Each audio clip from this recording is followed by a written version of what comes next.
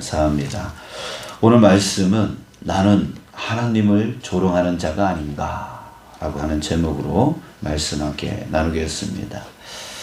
오늘 제목은 약간 좀 부정적으로 제가 제목을 정해 봤는데요. 여러분들 우리에게 장점이 되지만 또한 단점이 되어지는 것이 있습니다. 그것이 무엇이냐면 바로 말씀을 많이 들을 수 있다는 얘기예요. 예, 말씀을 많이 들을 수 있습니다. 주일날 또 평일날 또 수요 예배 또 그런 예배를 통해서 또 우리는 성경을 누구나 다 갖고 있고 또 글을 알고 있기 때문에 성경을 읽기도 하고 듣기도 하는 그렇게 많이 접할 수가 있습니다. 말씀을 많이 접할 수 있다라고 하는 것은 참 은혜로운 일이죠. 참 이게 축복입니다. 자, 그런데 문제는 뭐냐면 말씀을 많이 듣게 되어지면 그만큼 익숙해진다라고 하는 거예요. 이 사람은 익숙해지면 그것의 소중함을 잃어버리는 경향이 있습니다. 자, 그래서 내 가족이 세상에 누구보다 소중함에도 불구하고 그 가족의 소중함을 잊어버리고 살다가 그 가족이 떠날 때에 가족을 잃어버렸을 때에 그제서야 후회하는 경우가 많이 있잖아요. 그런 것처럼 말씀을 많이 접할 수 있다는 것은 정말 축복이고 은혜인데 그렇게 되어지다 보니까 그 말씀의 소중함에 그 가치가 내 안에서 떨어진다라고 하는 것이죠. 그래서 학자들은 분분합니다.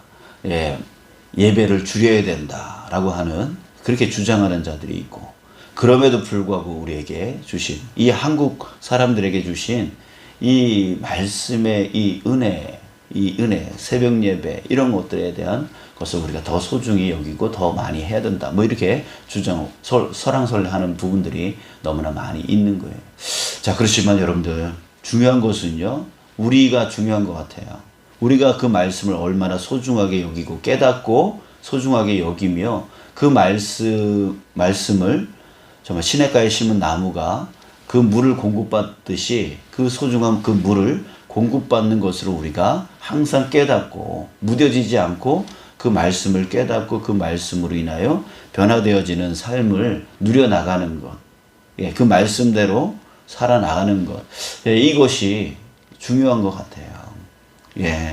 정말 이런 환경 가운데 우리가 살아가고 있는 것을 축복으로 여기고 말씀을 무뎌지지 아니하고 매일매일 중요한 양식으로 먹어나갈 수 있는 저와 여러분들 되시길 축복합니다.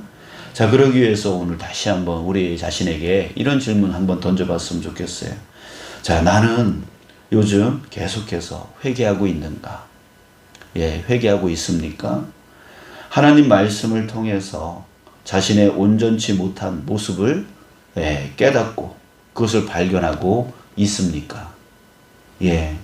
어제 우리 사람에게 의지하지 말라고 했습니다. 하나님께만 의지해야 된다라고 하나님께서 우리에게 말씀하셨습니다. 자, 그랬을 때 혹시 내가 사람을 의지해 왔던 것이 깨달아졌고 또 그래서 내가 그것을 회개하고 내가 다시 하나님께만 의지하겠노라 이렇게 결단하고 또 어제 이후로부터 하나님께만 더 의지하려고 자신의 모습을 삶을 바꾸려고 노력하고 있나요? 또 그 전날은요, 우리 주일이었는데 주일날 우리 다윗의 지혜에 대해서 하나님이 말씀해 주셨습니다. 자, 그랬을 때 그 지혜, 나는 지금까지 그렇게 지혜롭게 살지를 못하고 남들 뒷공무니만 쫓아다니는, 남들 좋아한다니까, 남들 잘 되어진다니까, 남들 성공했다고 하니까 그거 뒤따라가면서 하나님이 내게 주신 지혜를 쫓아가지 아니하고 그렇게 세상을 쫓아가는 그런 삶은 아니었나? 그랬구나. 그래서 깨달아지고 회개되어지고 또 결단하면서 하나님의 지혜를 갖고 내 삶을 살아가야 되겠다. 이렇게 결단하면서 지금 계획하고 그것을 추진하고 있습니까?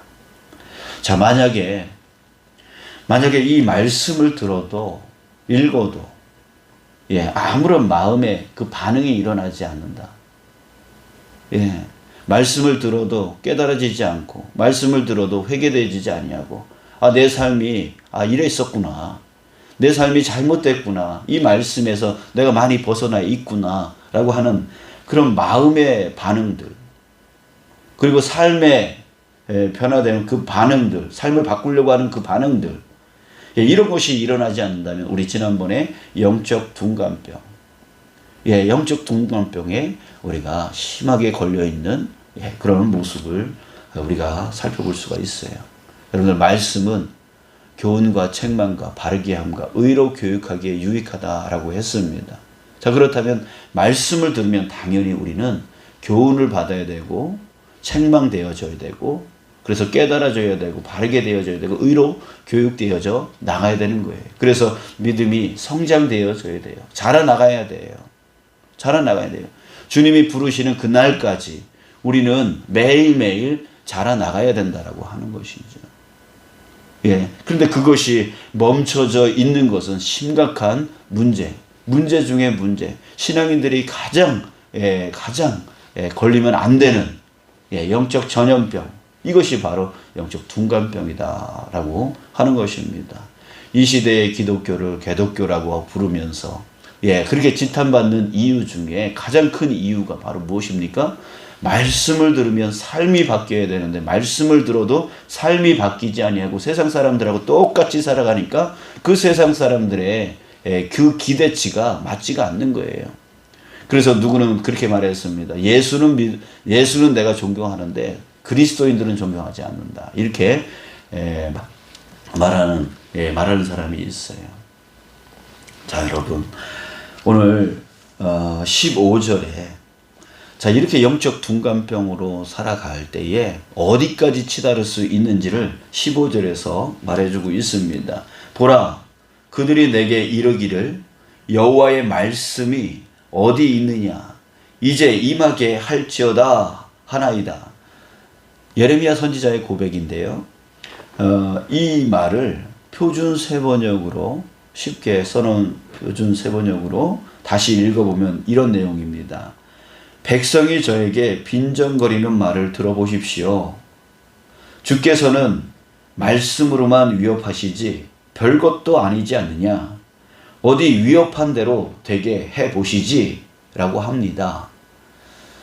자, 예레미야 선지자가 하나님께 기도하면서 했던 내용인데, 그 유다 백성들이 뭐라고 말하냐면, 주께서는 주께서는 말씀으로만 말씀하시지 위협하시지 별것도 아니지 않느냐.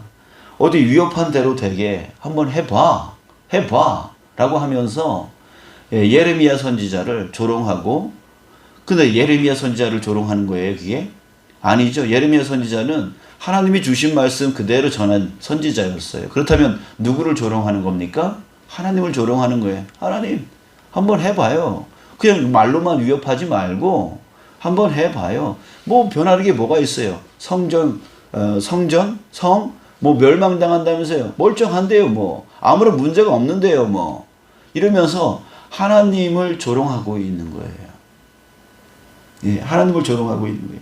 지금 이 유다 백성들의 그 영적 둔감병, 그 영적인 그 침체, 이것이 어디까지 가냐면 하나님을 조롱하는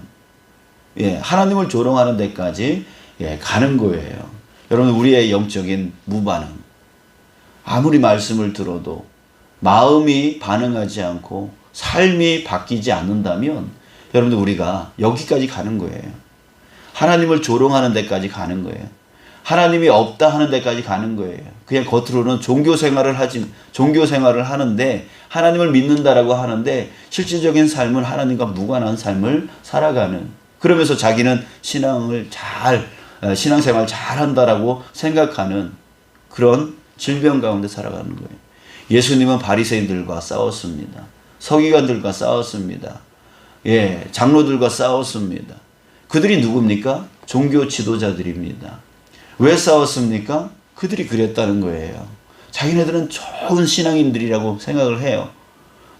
그러면서 기도도 남들보다 길게 하고,